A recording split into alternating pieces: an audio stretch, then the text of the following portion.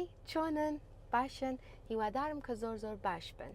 ئەمڕۆ هەم لە شاری لۆس ئانجلس میوانی خۆشەویستمەیە شایانگیان لەگەڵما هاوڕێ بن بچین بە شوێنیان.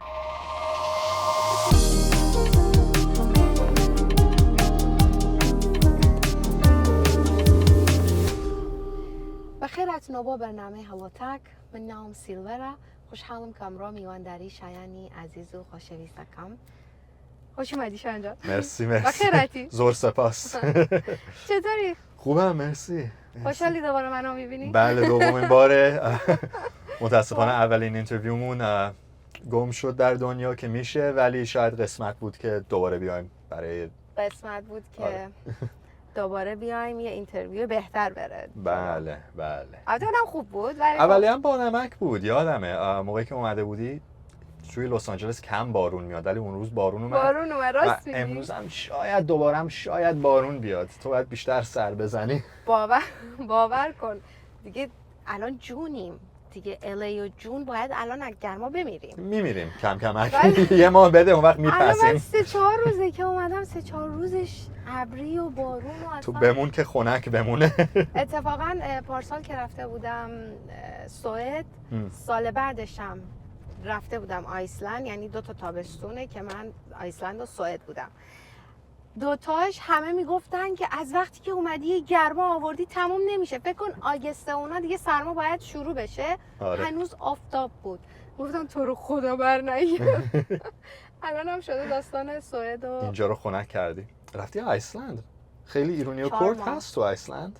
یا نه برای سفر همینجوری رفتم. خواهرم اونجا زندگی میکنه. دمش واقعا ریکیاویک؟ آره. خیلی جای باحالیه. خیلی، یعنی آیسلند خیلی کشور نازیه.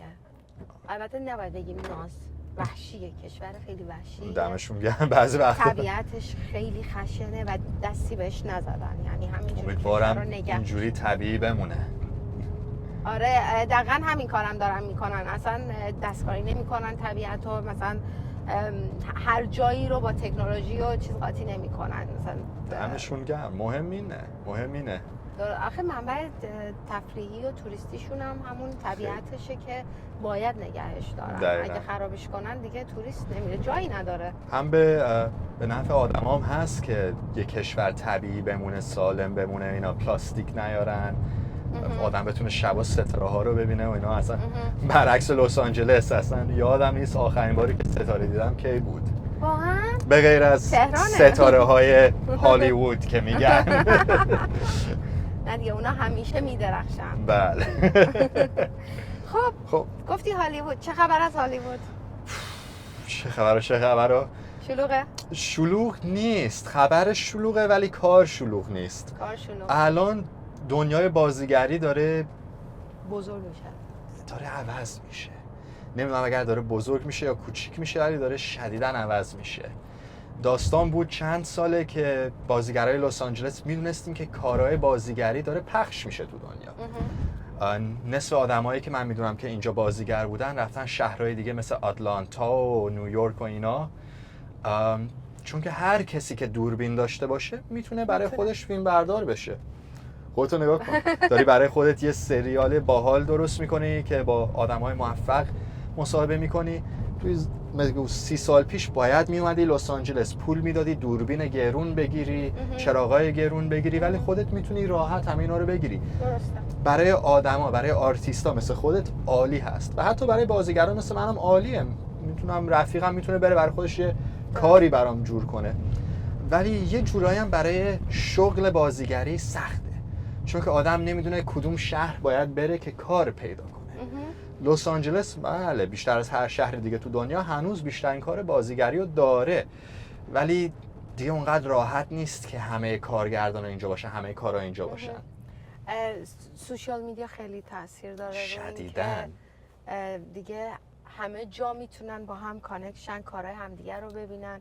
یا مثلا کسی یه قسمت از حالا بگیم سریال یا بگیم فیلم یا هر موضوعی، هر ویدیویی، یکی یک قسمتش رو توی روسیه درست میکنه، بعد با تو که اینجایی همکاری میکنی، تو قسمتی که اینجا لازمه رو انجام و اینا مثلا میفرستن ادیتور کجاست، اروپا. بعد اون میشینه ادیت میکنه، یعنی اصلا یه کاری کردن شلوغ لازم. شده. ولی خوشحالم با این، چون که هنر دنیا رو جمع میکنه. بگو اگر مثل یک کسی بود تو همون گفتی روسیه، ادیتور عالی باشه، 30 سال پیش بیچاره تا آخر عمرش کاری نمیتونست بگیره تو روسیه. یا باید ریسک میکرد، پا میشد این همه راه و دقیقاً. میومد. اگه اینجا به عنوان یه حالا ایرانی روسی دقیقاً. قبولش میکردن، اونم داستانه برای خودش. ولی این هم خوب هست هم مشکلای خودشو داره، که میگم دیگه آدما نمیدونن کجا باید برن که کارو پیدا کنن. موقعی که ادیتور هستی راحتی، یه کسی فوتیجو برات میفرسته، تو روش کار میکنی بهشون برمیگردونی. ولی خب با این عادت کردیم. برای این دلیل هم شد که من تونستم برم استانبول فیلم بازی کنم اینا، چون که هر شهری داره نمیدونم چی بگم شغل فیلم برداری برای خودش کشف میکنه، داره باش کیف میکنه. درسته. که من تونستم از لس آنجلس برم تو فلوریدا فیلم بازی کردم، تو استانبول فیلم بازی کردم، آتلانتا یه ذره بازی کردم و این ور و اون ور و اینا میشه. ولی در داستان بازیگری به نظر من خبر خوشی نیست. ولی فکر کنم تو 5 سال دیگه اصلا بازیگر تو دنیا نباشه، اصلا بازیگری شغلی نباشه. هر کسی بتونه پاشه یه موضوع. نه، اگر اینطوری بود من هنوز با اون راضی می شدم که هر کسی بتونه بازیگر باشه، عالی. اگر کسی هنرشو داشته باشه، هر شهری باشه، توی یه ده باشه، توی سوئیس یا سویدن، دمش گرم. همین چیز AI شخصیت ها رو درست کنن بدون اینکه نیاز به شخصیت واقعی یا مثلا فیزیکی. اوکی. که دلیلی که اینم میگم برای من جالبه که ببینم فرهنگ‌های قدیمی‌تر مثل فرهنگ ایران و کردستان که هنوز یه احترامی برای هنر دارن، این فرهنگام زود میدونن سراغ AI، مثل این غربی‌ها که تا میخوان یه ذره پول ندن به بازیگر، به جاش $10 میدی یه کامپیوتر برات فیلم درست میکنه. ولی ببینیم چی میشه. راست میگی. چون همین الانش هم شخصیت هایی هستن توی این اینستاگرام که پیج دارن در صورتی که واقعی نیستن. دقیقاً.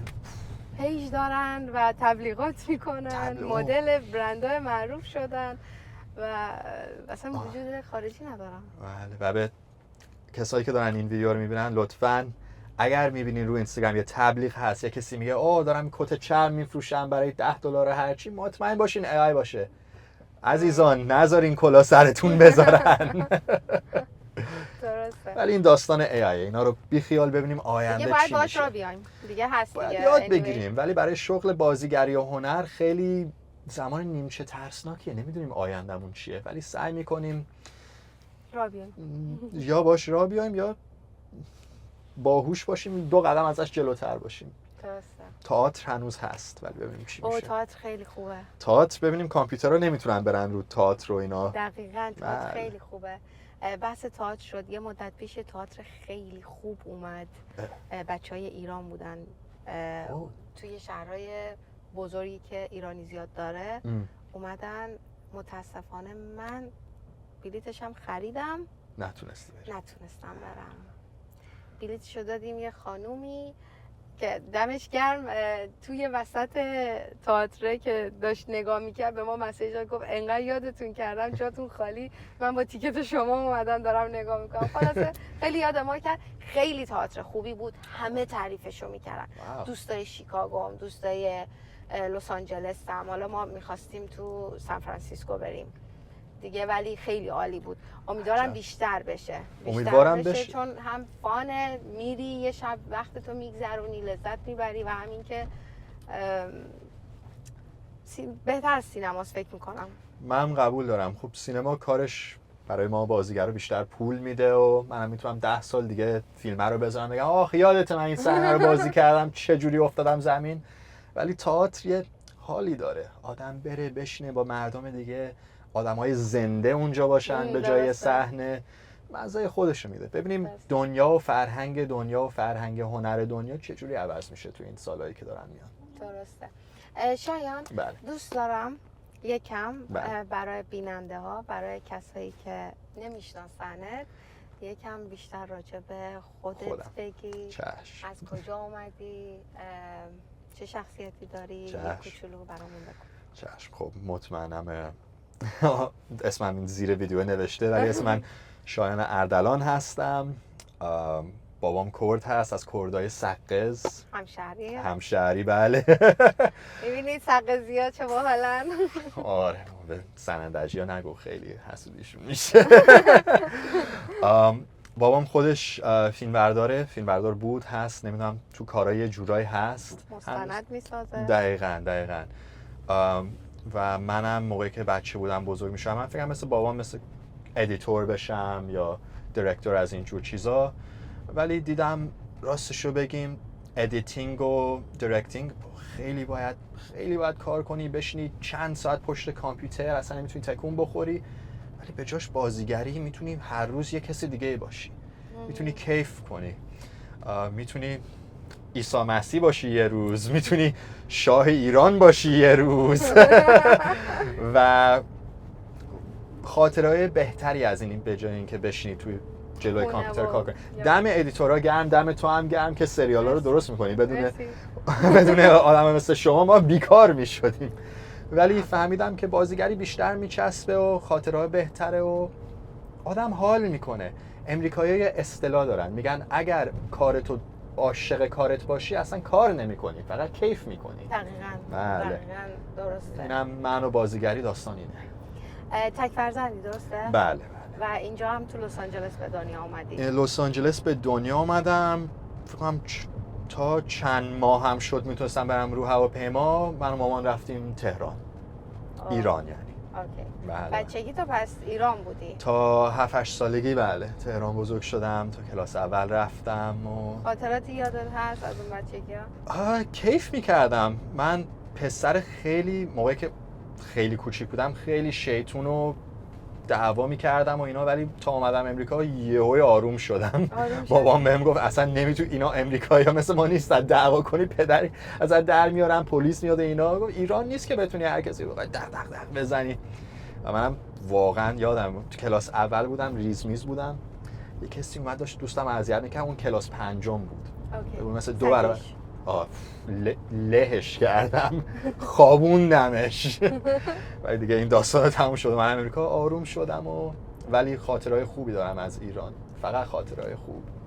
بله. چیزی کردی میفهمی درسته؟ تو کردی رو متوجه میشی، نمیتونی صحبت کنی. دقیقاً، یعنی همین اول ویدیو داشتی میگفتی مثل سلام، اسم من سیلور هست، اینجا هستم با آقای شایان، اینا رو میفهمم. که باورم این هست که مطمئنم اگر اینو درست نگم همه ویورای کردت میریزن رو سرم، ولی سورانی بود. آره. که سورانی. آره من 3 سال ترکیه زندگی کردم، فقط کورمانجی میشنیدم، سورانی اصلا با کردا. کرمانجی هم یاد گرفتی؟ یاد نگرفتم. فهمیدن منظور. شنیدم، میفهمیدم که این کردیه، ولی چرا سخته فهمیدنش برام. سورانی چقدر راحت بود. مثل برای من نفهم سورانی مثل فارسیه ولی با لهجه باحال. یه جورایی اینطوری که میگم اینو میفهمم ولی لهجه چقدر حال داره این. درسته. ولی باز خوبه دیگه، حداقل یه مدت هم گوشت با کرمانجی آشنا شده. بله. خیلی زبونا کردی چند جور هست و هر کدومشون باحال و حال خودشونو دارن. درسته. تا حالا سقز رفتی؟ بله چند بار رفتم. بار پیش که رفتم تقریبا بگیم 6-7 سال پیش بود. در این حد یعنی قشنگ بزرگ شده بودی دیگه یعنی. آره نه برای خودم ریش و سیبیل و همه چیو داشتم. واقعا کردا شیرین ترین آدمایی هستن. تا من پامو گذاشتم تو سقز همه خانواده فامیل ریخت شایانگان بیا، برای من غذا آوردن، گفتیم خندیدیم. غذا مورد علاقت کردی چیه؟ اوف اسمش یادم من چیا توش داره؟ من اسمشو بگم. وای این لغتو میگم ولی واقعا چون که امریکایی هم شبیه پیتزا بود یه جورایی. کلانه؟ خوب فهمیدی.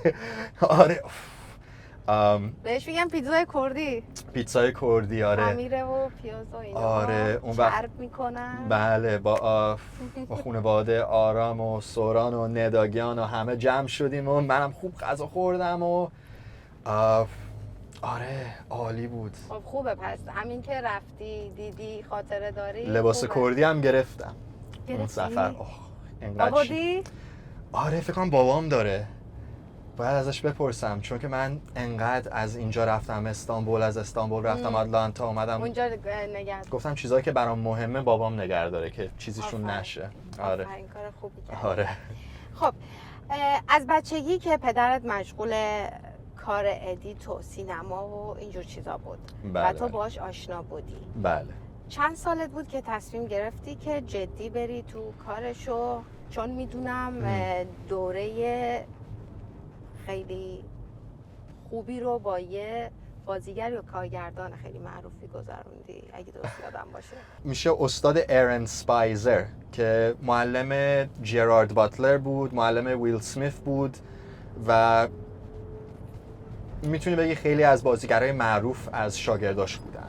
اوکی. بله اینم چند سال پیش بود، قبل از کووید بود، ولی باش درس خوندم، بازیگری رو یاد گرفتم، ولی انتخابی که بازیگر بشم حتی قبل از اونم شروع شد. اوکی. که میگم داستانش این بود که من نشسته بودم، رفتم دانشگاه برای فیلمسازی. نشسته بودم و چون که من تجربه داشتم توی فیلمسازی، از بابام یاد گرفته بودم، همه شاگردای دیگه میومدن به من که داداش من یه $100 بهت بدم تو میتونی فیلم من ادیت کنی. اینا گفتم چرا نه، پول خوب در آوردم و ادیت میکردم. و نشسته بودم با دوستم یه روزی داشتم یه فیلمی ادیت میکردم که شاگرده اصلا هیچ چی اسم ننوشته بود، فقط به چند گیگابایت فایل داد و گفت برو ازش فیلم درست کن و خداحافظ. منم عصبانی و حوصله‌ام دیگه داشتم دیوونه میشدم. رفیقم نشسته بود گفت بیا با ما بریم امشب شام بخوریم. نه باید بشینم این کارو تموم کنم، بهم پول داده و اینا. من بازیگره رو دیدم رو صحنه که داشتم ادیتش میکردم روی صفحه کامپیوترم. بابا اینو نگاه کن، این فقط هر روز 2 ساعت میاد چند تا خط میگه، کار سختی هم نمیکنه، 3 برابر منم پول بهش میدن. و بازیگری انقدر راحته. اینا دوستم گفت خب اگر انقدر برات آسونه خودت برو بکن.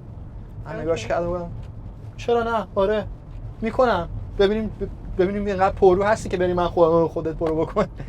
که رفتم کردم چسبید. اولین بار پس خودت فیلم رو ساختی یا خودت راهی رو پیدا کردی که بری تو فیلم؟ خودم راه پیدا کردم. اینجوری بود که ایمیل بدی مثلا به کارگردانا؟ دقیقاً. شروع بازیگری برای هر بازیگری خیلی آروم شروع میشه، یعنی خیلی ساکت شروع میشه و کم کمک به قول امریکایی‌ها مثل یه توپ برف هر چقدر بیشتر از کوه میاد پایین‌تر بزرگتر و با سرعت‌تر میشه. بعد یهو شانس میاره توی یه نقشی یهو میندازت جلو. اوکی. توی جور خوب. من با چند تا وبسایت عضو شدم که عکساتو میذاری، اسمتو میذاری. من اون موقع ها عکسی نداشتم، تازه شروع کرده بودم. عکسای مثل از استودیویی نبود، آره. عکسای معمولی بود، عکسای جشن هالووین طوری، آدم‌ها لباسای کاستوم درست میکنن اینا. بله اونا رو میذاشتم. آدم میگفت اوه این از فیلم بود، منم دروغ میگفتم آره بابا از فیلم بود، من خیلی تجربه دارم، لطفاً بهم کار بدین. بهم کار میدادن. تا بهم کار میدادن من عکسای فیلم‌ها رو میذاشتم، ریپلیس میکردم، کم کمک اضافه میکردم. اون قدیمی‌ها رو برمی‌داشتم، نوها رو میذاشتم که حرفه‌ای‌تر بشه، رزومه آدم یه ذره بره بالا، گوش در بیاره. و اولش روی این وبسایت ها همش عکسام میفرستادم که سلام میخوام برای فیلمتون این نقش رو بازی کنم و اینا. یه چیزی جالب که شد، من اولش شروع کرده بودم با اسم شایان میرفتم، گفتم اسم من شایان اردلان هست، میخوام برای فیلمتون بازی کنم. همین گفتم مرسی ولی ما نقش تروریست نمیخوایم، ما نقش این نمیخوایم. اینا گفتم بابا این فیلمتون تروریست نیست. من گفت یه کسی خنده‌دار میخوایم. اسم رو میدیدن میگفتن نه بابا این نمیارزه برای کار ما. رفتم اسم سفید گذاشتم، اسم امریکایی گذاشتم که میشه شان. تا اسممو کردم شان، یهو همه آره بیا داداش خیلی خوش تیپی، آره بیا نقش اصلی بشو تو فیلممون. اینا تاثیر داشت یه اسم، اینقدر تاثیر داشت. ولی این تاثیر بیشتر توی شروع میبینی، چون که موقعی که اسمت معروف تر میشه و فیلمات حرفه‌ای تر میشن، آدما کمتر به اسمت نگاه میکنن و بیشتر به اسم معروفیت. آره استعدادت و این فیلم رو بازی کرده فرق نمیکنه که اگر خارجی باشه یا نه. ولی اون اولا به اسم شان اردلان میرفتم و کارا رو میگرفتم آروم آروم. روانشناس بازی کردم، دکتر بازی کردم، دانشمند بازی کردم و آروم آروم برای خودم رزومه‌مو درست کردم. اوکی. ولی اولین به قول این آمریکایی‌ها بریک بزرگ، اولین چیزی که یهویی همه چی رو خوب سرعت دقیقاً ایران بودم. داشتم سر می‌زدم، فکر کنم همون سفری بود که رفته بودم کردستان، شاید تو تهران بودم نشسته بودم، یهویی تلفنم زنگ میزنه، میبینم ایمیل دارم از امریکا. عجب این چیه؟ باز کردم، گفت سلام، اسم من داگلس هست، من یه کارگردانم تو امریکا، عکس تو دیدم، ویدیوهاتو دیدم روی همین وبسایت بازیگری‌ها، سوال دارم که اگر میشه بیای برای فیلم من آدیشن کنی. اوکی. من گفتم چه عجیب که کارگردانه داره درست با من تماس میگیره. معمولا میذارن وبسایت بگه این کارگردان میخواد با شما کار کنه، عکستون رو لطفاً بفرستید. ولی اون خودش مستقیم. آره، گفتم عجب، یعنی من یه چیزی دارم که اون میخواد، ببینیم چی هست یا چرا، دلیل چیه که داره فرق میکنه. دقیقاً. گفتم آره من الان از تو کشور نیستم، چند هفته دیگه برمیگردم، میتونیم بشینیم حرف بزنیم. منم معمولا کارگردانا که اینطوری با تماس میگیرن موقعی که شروع کارت هستی، شروع شغلت هستی، چون که میخوان مجانی براشون کار کنن یا میخوان یه کلاهی سرت بذارن. اوکی. موقعی که مثل اسم بزرگتر هستی و براد پیت باید درست با تماس بگیرن و اینا. گفتم ببینیم داستانش چیه، چون که من اونقدر تا اون زمان معروف نیستم. اوکی. برگشتم امریکا، باش نشستم و گفت راستشو بگم تو میشی سومین بازیگرم برای این نقش. اولین دوتا بازیگرام هر کدوم برای داستان خودشون نتونستن این نقش رو کامل کنن، تموم کنن و این فیلم مذهبی هست. اوکی. منم گفتم خب عجب، کیو میخوای من بازی کنم؟ گفت عیسی مسیح. منم گفتم عجب، خب نقش کوچیکی نیست تو امریکا، خیلی عیسی مسیح رو دوست دارن و اگر بعد بازی کنم پدری از من در میاد. اینا گفت نه نگران نباش، من باهات هستم، من خودم مسیحی هستم، اگر چیزی گفتی که درست نبود بده میگم نه عیسی مسیح اینو گفته، اینو گفت، باهات کار میکنم، نگران نباش. میکنم. دقیقاً.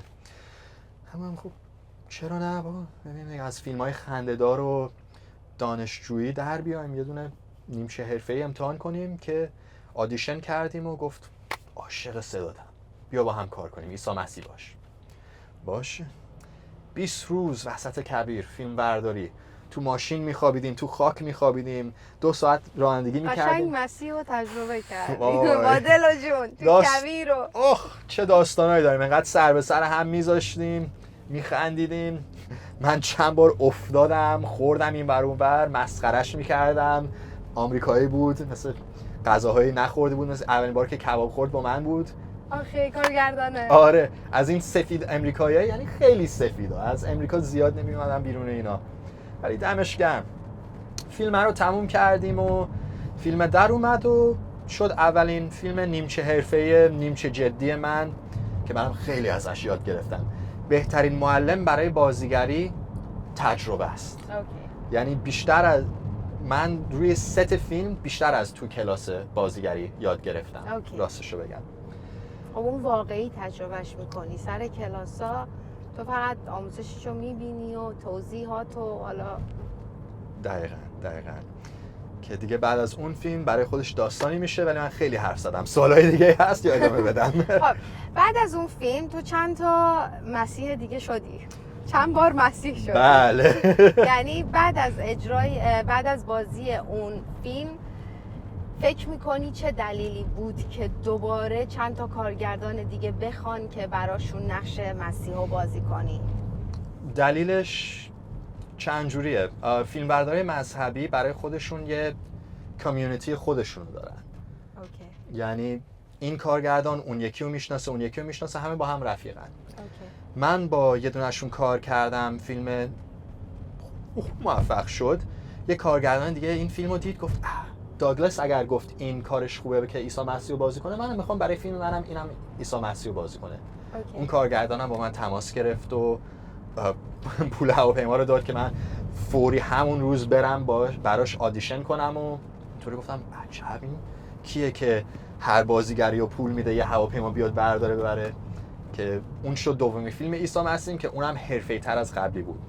دلیل دومی که فکر میکنم منو انتخاب کردم برای عیسی مسیح، اگر فیلم‌های امریکایی مذهبی مسیحی رو ببینی از 30 سال پیش، همه بازیگرای عیسی مسیح اروپایی و موبور و سفید پوست و میخواستن آخه اونجوری نشونش بدن. من فکر میکنم در اصل قیافش بیشتر شبیه توه. دقیقاً از 30 سال پیش میخواستن عیسی مسیح مثل خودشون سفید باشه و موبور باشه. اینا تازگی‌ها یه چیزی شده که مسیحی‌های امریکا میخوان بیشتر واقعیته، چیزی که واقعیه رو ببینن. دقیقاً به جای اینکه یه عیسی مسیح غربی داشته باشن، شرقی میان از خاورمیانه بازیگر و پیدا میکنن. یه دونه از بزرگترین سریال‌های آمریکا الان هست The Chosen که بیشتر بازیگراش از یا فکر کنم بازیگری اصلیش یا از سوریه است یا لبنانه و اینا، ولی روزایی که سفید پوستا میان ما رو بازی میکنن تموم شده. از آدمای خاورمیانه رو میخوان فیلم خاورمیانه‌ای درست کنن، از همونجا بازیگر پیدا میکنن. برای این دلیل من ایرانی تونستم عیسی مسیح توی امریکا بازی کنم. 3 تا. چند بار؟ بله. بله. بیا راجع به نقشی که الان داری. 2 روز پیش استوری گذاشتم. بله. عکس تو. گفتم ببین تو رو خدا مسیح بهش میاد، شاه بهش میاد. قشنگ، ولی قشنگ فیلم‌های هیستوری خیلی بهت میاد. آره. تاریخی. بله قبول دارم این. حالا راجع به نقشی که الان داری تو پروژهش هستی بگو. پروژه تازه تموم شد. تازه تموم شد. هنوز تو نه تموم شد و خوب تموم شد و کیف کردیم و همیشه شوخیم اینه که من قیافم برای فیلم تاریخیه ولی اخلاقم برای فیلم خنده داره. من دوستم رو ست بگم و بخندم و اینا، ولی آره اینا همینجور درست با من صاف تماس گرفتن که سلام آقای شایان، عکستون رو دیدیم، ما داستانی برای خودش داره، ما داریم یه سریال برای کانال دیسکاوری امریکا میذاریم که داستانهای معروف تاریخ رو میشینیم با پروفسورها اینا حرف میزنیم ببینیم چی شد داستانی. یعنی هر قسمت داستان یه جاییه تاریخی، یه کشوری، یه شاهی، اینجوری. دقیقاً. که اولش با من تماس گرفتن نگفتن میخوایم شما شاهی فارس، شاهی ایرانی باشین، گفتن ما میخوایم شما سلیمان، شاه سلیمان، سولومون the Wise که داستانی هست که 2 تا زن میان میگن این بچه منه، این بچه منه، اون میگه من با شمشیر نصف میکنم که بفهمه کدوم ما در واقع. نمیدونم توی یا داستانهای مسیحی هاست یا کلیمی هاست سلیمانه دیگه. که منم گفتم باشه دیگه، از عیسی مسیح به سلیمان ما موندیم توی کار مذهب. آره ما موندیم توی کار مذهب و دین و اینا، باشه اگر خب دیگه قسمتمون اگه قبولش می‌کنیم. اگر پول کباب میده چرا نه. رفتم رو ست و اینا نشستیم با چند تا بازیگر دیگه. سلام بچه‌ها چطورین، خوبین؟ آره خب داستان شما چیه؟ یوناش گفت آره من با این شرکت کار میکنم، من شاه اسپانیا هستم، دارم شاه اسپانیا رو بازی میکنم. نگاش کردم آره خودت هم اسپانیایی معلومه؟ گفت بله. نشستیم سلام رسیدیم به یه پسر کلیمی که گفت آره من امروز دارم کمبوجی رو بازی میکنم، شاه ایران. من خندیدم گفتم منم دارم سلیمان شاه کلیمی‌ها رو بازی میکنم، بیا جامون عوض کنیم. نمیشه. رفتیم به کارگردانه گفتیم آقای کارگردان ببخشید من خودم ایرانی هستم، فکر نمی‌کنیم بهتر باشه من شاه ایران رو بازی کنم، رفیقم که کلیمی شاه کلیمی رو بازی کنه. ما رو نگاه کرد و گفت راست میگی، قیافتون هم اینطوری میخوره، برین لباساتون عوض کنین، جور میکنیم. که من اولش فکرم من گیر کردم توی کار مذهب و دین و فیلم اینجور چیزا که همش باید فیلم جدی باشه، یه خطا عوضی بگی پدری ازت در میاد. میگم نه سلیمان اینو نگفت، خجالت بکشید. ولی لباسو پوشیدیم و یک تاجی هم درست کردن عیناً مثل نقاشی‌های از تخت جمشید. چه حسی داشت؟ توی فیلم امریکایی. بله. توی امریکا. بله. و به عنوان یه امریکایی. بله. رفتی و قشنگ شدی یه ایرانی که شاه ایران رو بازی کرد. یه جورای همیشه آرزوم این بود. به خودم میگفتم هر نقشی بهم بدن بازی میکنم دیگه. شاید بخوام مثل یه روزی براد پیت باشم، نقش اولو بازی کنم، ولی شاید نمیشه.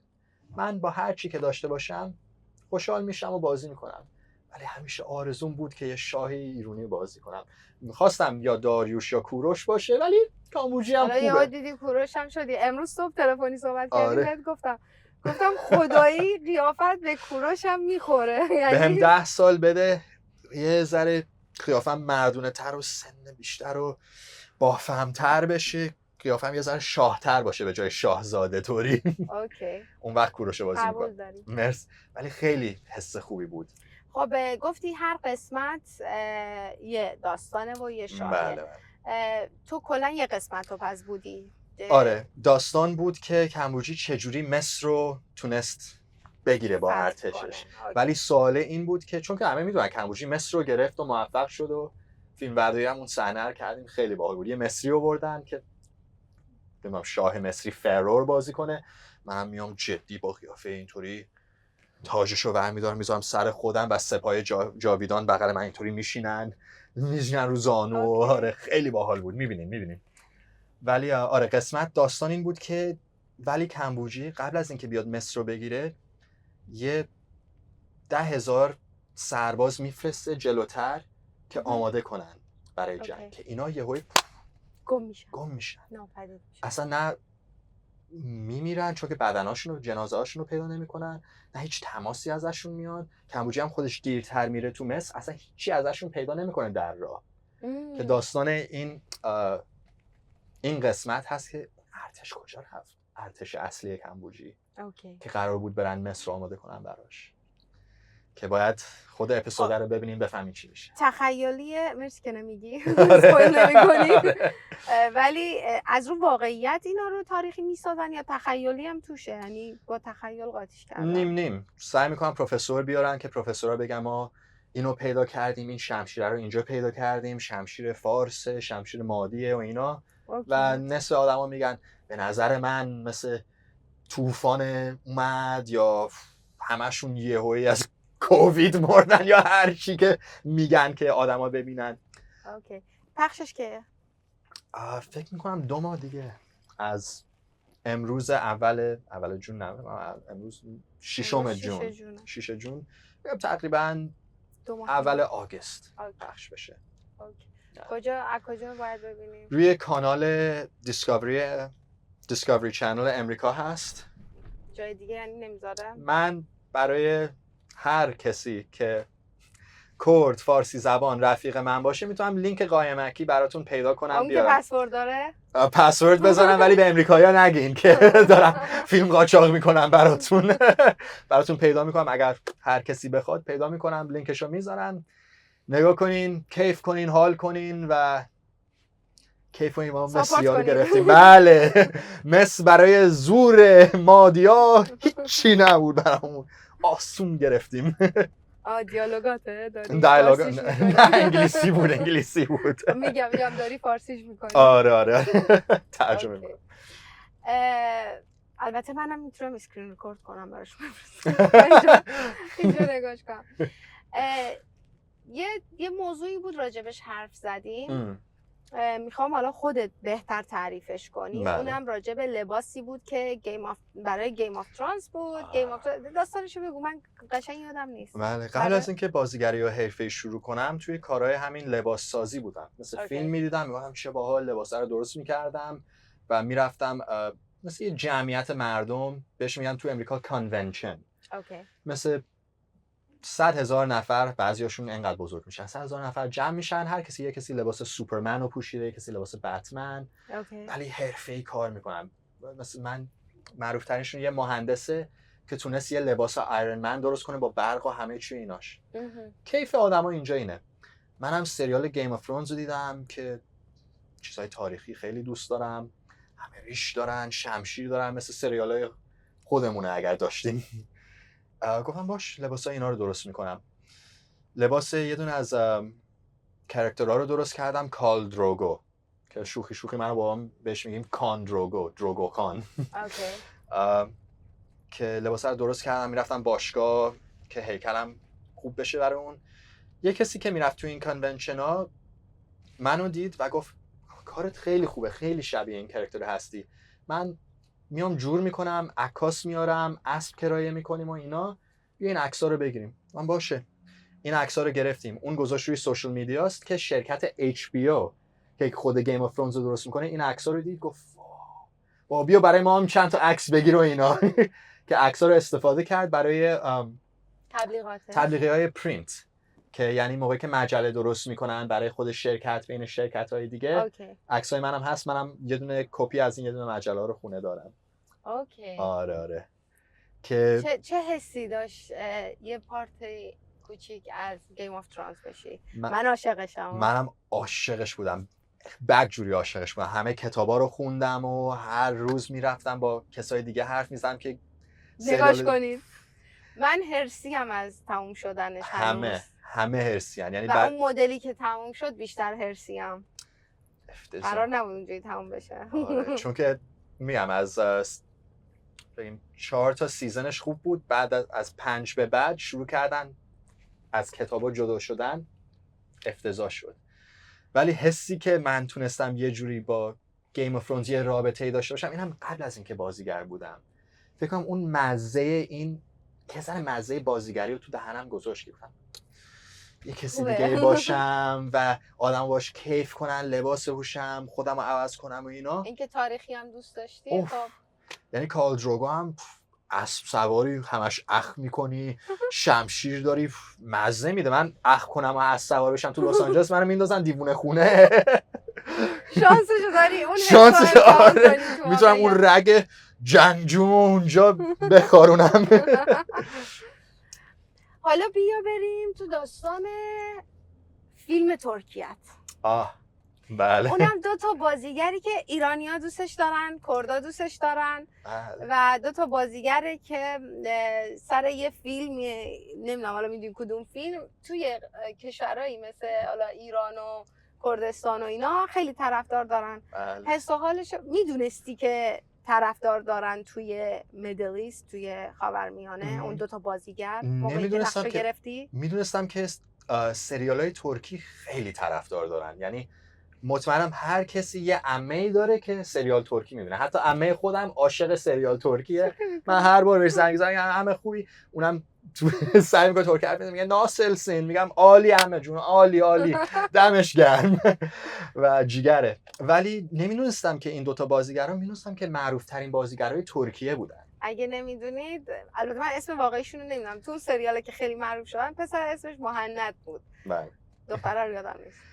اسم بازیگریشون هست زن برن ساعت که من با برن ساعت کار کردم و مرد کیوانچ تاتلو که باهاش شانس اینو نداشتی که چیز داشته، صحنه داشته باشی؟ با کیوانچ نه، آره فقط با برن صحنه داشتم، چون که صحنه من این هست که من یه عکاسی خارجی هستم و برن داره یه کسی بازی میکنه که لباس درست میکنه، من دارم از مدلاش عکس میگیرم. برن دوست پسرش زنگ میزنه بهش، صدای منو میشنوه، میگه این خارجیه کیه؟ این کیه؟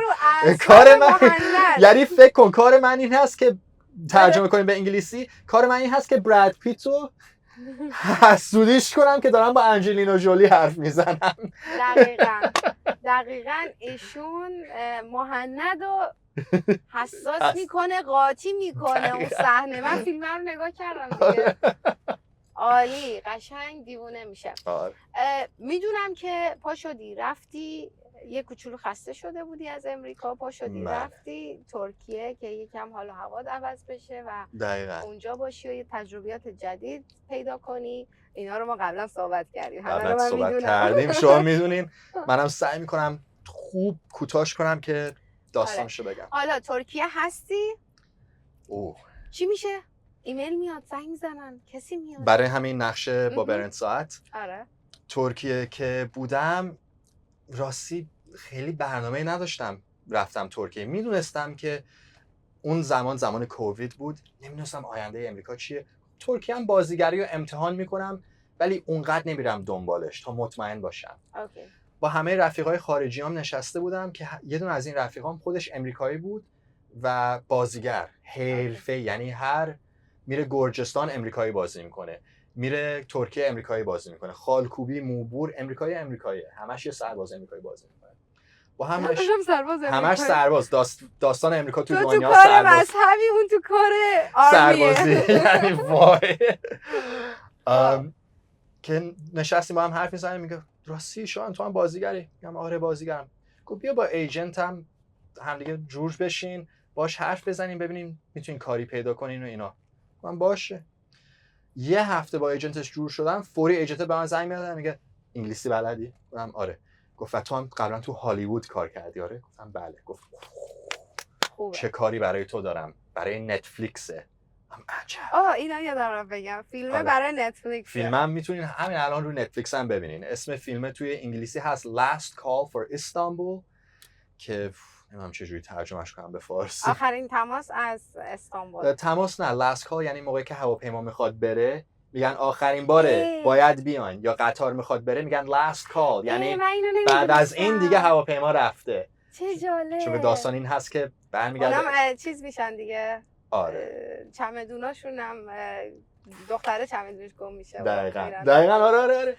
من این اصطلاحو نمی‌دونستم. آره Last Call. خب آره ترجمهش بیشتر این میشه. اوکی، من فکر کردم آخرین تماس از استانبول میشه. آخه فکر کنم آخراش که دعواشون میشه و اینا زنگ میزنن یه همچین چیزی. من فکر کردم اسم رو از اون صحنه گرفتم. نه. اوکی مرسی. آره اینو یادم دادی. اوکی. و یادم گفتن خب تو هالیوودی و خیلی براشون مهمه چون که خیلی بازیگر نیست که از هالیوود بیاد استانبول بشینه. اوکی. و ولی مشکل من این بود که ترکی بلد نبودم اون موقع، داشتم یاد میگرفتم، اگر نه تا الان چی میشد. ولی گفتن اگر میتونی این خطا رو بخون، رکورد کن، بفرست. من خوندم، رکورد کردم، فرستادم. چیزا رو فرستادن، دیالوگا رو فرستادن، تمرینش کردی؟ تمرینش کردم، فرستادم، منو انتخاب کردن. و ستای ترک با ستای امریکایی خیلی فرق میکنن. امریکایی‌ها اصلا فیلم بردارن، این تو فرهنگشونه، این کارن، قانون دارن، درست باید سر ساعت اینو داشته باشی، بازیگر اجازه نداره کمتر از نیم ساعت غذا بخوره، بیشتر از 2 ساعت، اینطوری خیلم قانون دارن. ولی اونا خیلی عشقی و چیز بدی هم نیست، هم چیزای خوبش دارن هم چیزای بدش. عشقی بودن فیلم ست ترکا اینه که من راحت میتونم با هر کسی حرف بزنم، اگر میخوام میتونم برم یه خوراکی بگیرم، بله بفرمایید اینا، ولی طولش هم میدن. آره ساعت 7 بیا ولی 9 شروع میکنم فیلم برداری اینا، که روی هر ستی هم میشه بعضی وقتا. ولی فکر نکنم مثلا الان بگیم یه صحنه اگه امریکا باشی خیلی تمیز فشرده، توی 6 ساعت تمومش میکنن میبندن. اوکی؟ سعی میکنن. ولی با اونجوری که توصیف میکنی توی ترکیه، اونا مثلا با 9 ساعت اون 6 ساعت تموم میکنن، ولی در عوضش خوش میگذره، وقت خوب میره. ولی توی امریکا خیلی خشک و اینجوری نیست. امریکا خشک هست و یادتونم باشه من فقط تا الان یه بار تجربه کردم، ولی از بازیگرای دیگه که توی ستای ترکی کار کردن پرسیدم که تجربهشون چی بود، که اینا اون بازیگران با هم فکریم این نظر. ولی آره امریکایی‌ها جای شوخی کم، آدمای خشک و بیشوخ نیستن، میگن میخندن، به اون گرمی ما نیستن، به گرمی ما نیستن، ولی امریکایی شیرینی دارن بهشون. من مثل همین روی ستی که کمبوجیا بازی کردن با همه میگفتیم و میخندیدیم، ولی تا یه کسی میومد میگفت آی ساعت 10 همه جمع میکردن، صاف وای میستادن میرفتن جدی میشدن. ولی امریکایی عشقی هستن. ولی ترکا مثل آره یه کسی بود که میگفت بابا یه ذره جمع کنیم بریم، ولی نبود که از ترس اینکه جریمه بدن که بازیگر رو نیم ساعت دیرتر نگه داشتی اینا. تو ترکیه میگفتن خب جمعش کنیم بیا بریم، کارو میکردن. یه ذره ارگانیک تر بود که میگم هم متد امریکایی چیزای خوبش داره هم متد ترکی. اوکی. مهم اینه که فیلم خوب باشه آخرش، که من تا الان با هر دو متد راضیم. هر دوشون عالی بودن. خیلی هم عالی. آره. الان در اون حد بود که با چیز دوست بشی، با دختر اسمش برن ساعت مثلا ارتباطی بگیری یا تجربه؟ خود تجربه گرفتم، ولی که با یه کسی اونجوری بازی کنم خیلی حرفه‌ای و خیلی بانمکه. یادمه داشتم میومدم رو ست، همه دوست ترکام گفتن اوه برن ساعت خیلی واو موضوع باشه، خیلی معروفه، شاید اصلا تو رو نگاه نکنه چون که تو اسمی نداری. عجب اینطوریه، ولی اونجوری نبود. اصلا اومد داشت با همه ترکی حرف می‌زد، مرحبا به من رسید، مرحبا، من زمان به من مرحبا از لهجه‌ام فهمید، گفت oh English. I was like yeah. She's like oh nice to meet you. I'm like nice to meet you. انگلیسی حرف زدیم. اصلا انگلیسی بس بلده. انگلیسی بلده. بله توش آره اونجوری هم نیست که خیلی دیوا بازی کنه اصلا. چیز نیست بگیم دماغ بالا اینا نیست اصلا خیلی خونگرم و خودمونی. آره یه کسی بود رو ست که کارش خیلی حرفه‌ای نبود، فوری دوید اومد میتونم باهاتون عکس بگیرم، که اون آخرش گفت آره، ولی معلوم شد که یه ذره اذیت شد چون که اونم اومده بود کار کنه اینا. که یه کسی دید یه کسی معروف، ولی دمش گرم عکس رو گرفت، ولی معلوم بود خیلی کیف نکرد.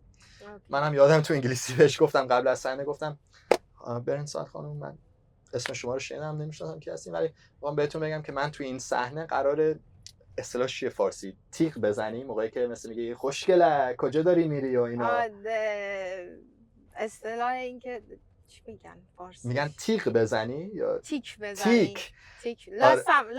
لاس هم میشه. لاس. من بهش لاس خیلی دیگه چیزه خیلی عامیانه است. آره یعنی بخوای با یه حرفای شیرین زبونی کنی با یه نفری که بخوای مخشو بزنی. دقیقاً. گفتم من تو این صحنه قراره این کارا رو بکنم، لطفاً بدونین که من خودم اینجور آدم نیستم. اگر یه چیزی گفتم که واقعا بهتون برمیخوره به من لطفاً بگین، من عوض میکنم یه چیزی دیگه میگم. اون خندید گفت بابا من انقدر فیلم اینجوری بازی کردم راحت باش.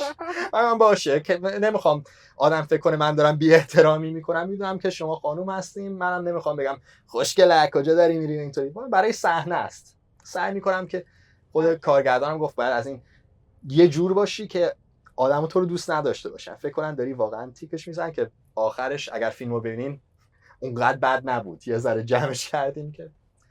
ولی یادمه خیلی جیگرن. آره بازیگرای اینطوری همه فکر میکنن که دماغ بالا اینطوری هن، ولی راستش خیلی هم توشون هست. شک ندارم خیلی هم هست، ولی فکرم تعجب میکنین خیلی هم آدمای معمولی هستن که فقط سرشون شلوغه و اینطوری وقت ندارن، وقت داشته باشن گرم و صمیمی. آره یه کسی بیاد وسط ناهارشون بگه بابا میتونی با من عکس بگیرین، میگه باش. من آدم میگه چقدر بد اخلاق بود اینطوری گفت باشه، اون وسط ناهار بود ولش کن. درسته این منطقیه، میک سنس میکنه. الان راضی هستی؟ الان از این نقطه‌ای که الان هستی راضی هستی؟ آره آدم همیشه میتونه راضی تر باشه، ولی راضی هستم تا جایی که اومدم با چالشایی که بود و اینا راضیم. آینده بازیگری برام یه ذره ترسناکه، ولی من سعی به قول امریکا I'll try my best. بهترین پامو میذارم جلو که هر چی باشه. اگر بازیگری دیگه شغلی نشد تو آینده باشه میرم یه کار دیگه، ولی همیشه دنبال هنر و کیف و عشق زندگی هستم. و تا الانم راضیم. اگرم تونستم کوروش و داریوش باشم برای یه فیلم قبل از اینکه بازیگری کاملا از بین بره، اونم میچسبه، چرا نه؟ آمادم. از عیسی مسیح به کمبوجی به سلیمان به آمادم. خیلی عالی. فعلا پروژه جدید دیگه ندارید درسته؟ برای مثلا حرف زده باشی مثلا اگه بتونی راجبش بگی. اگر بود میگفتم، ولی متاسفانه الان فعلا تو بریکیم. کل شغل بازیگری تو امریکا تو بریک. اکانومی الان یه ذره سخته و هر جایی که اکانومی یه ذره بد میشه اولین چیزی که ضربه میخوره هنراست. آدما چرا برن خرج کنن برن سینما موقعی که باید پول نونو بدن؟ و آدما حق دارن. هنر مهمه ولی غذا مهمتر هست. امریکا هم الان داره یه ذره به قول خود امریکایی‌ها کمربندشو داره یه ذره تنگ میکنه، آماده که غذا کمتر بخوره و پولشو جمع کنه اینا. ولی امیدوارم، خیلی امیدوارم که توی این دنیا این سختی بعد از کووید رد بشه، پول برگرده توی جیب و دست مردم از جاهایی که جمع شده الان اسم نمیگیم. مردم دوباره برن کیف سینما، کیف هنر، برن کنسرت، بچه‌هاشونو بذارن ساز یاد بگیرن و اینا. هوپفولم، امیدوارم. چی بگم؟ آدم باید امیدوار باشه، اگر نباشن دیوونه میشن. اوکی خیلی عالی. خب میریم که برنامه رو تموم کنیم. عالی. اینو فقط بگم قبل اینکه کی بود اون فیلم اول مسیحیت اومد رو بالای چارت؟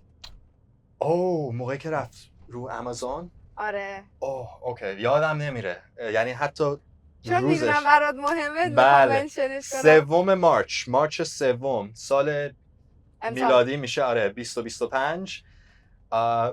فیلم همون اولین فیلم عیسی مسیح که بازی کردم که واقعا هیچ پول تبلیغی نکردیم، اولین فیلمم بود. هنوز برات مثل بچه، مثل یهویی بچه کوچیکم رفته المپیک برده. رفتم تلویزیون رو روشن کردم برم آمازون، دیدم 3 بیشتر ترین. ترجمه کن برام. توی چارت آمازون که تاپ 10 سومیش اون فیلم بود. بله یعنی third most viewed movie on Amazon Prime in America. یعنی تو امریکا بیشترین، فقط 2 فیلم تو امریکا اون روز آدمو بیشتر دیدن از فیلم من. اوکی. یادم هیچ وقت فکر نمی کردم. یعنی الان انقدر فکر عجیبیه که چند میلیون نفر تو امریکا هستن که صورت منو دیدن و منم اصلا نمیدونم اونا کیان و یا چیان یا چی فکر میکنن. اونا نشستن منو دیدن گفتن چه عجب. منم الان نشستم تو امریکا دارم یا تو لس آنجلس برای خودم تو ترافیک میکردم، یه کسی نشسته تو نیویورک میگه به چه مسیحی، یا یه کسی نشسته گفته بابا جیم کویزل مسیحش بهتر بود، یا آدما نظر دارن منم اصلا نمیدونم خبری ندارم. عجیبه، شغل عجیبی انتخاب کردم. خیلی الان که یهو گفتی یکی توی نیویورک و یکی فلان، یه لحظه اوکی راست میگی، تو توی ترافیکی یا خبر نداری، یکی گوشه دنیا داره نگاه میکنه. اوکی بریم که برنامه رو تموم کنیم.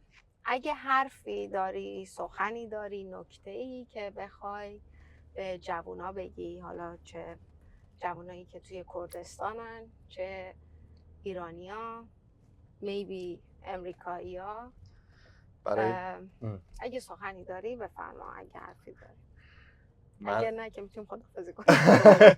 من بازیگرم، به هم میگی میتونم یه چیزی بگم، یه چیزی میگم. بفرما.